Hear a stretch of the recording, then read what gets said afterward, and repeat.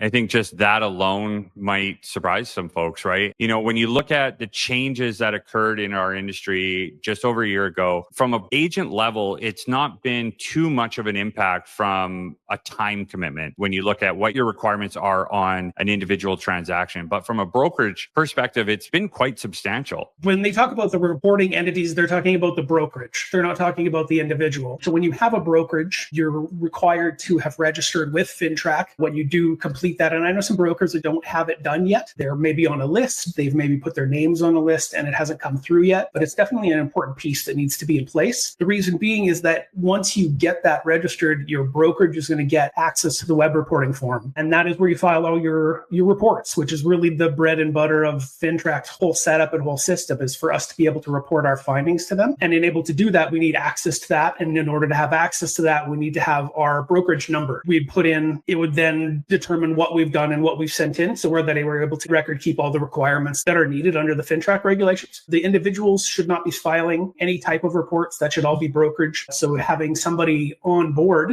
who is your brokerage rep or your compliance officer or your chief anti-money laundering officer, whatever you guys want to call it out there, that's the important step. And that's the important piece. And that's why it's a big responsibility for brokerages to name somebody who is able to take that and run with it. I think just that alone might surprise some folks, right? And how maybe their current brokerage is communicating that to them might be different.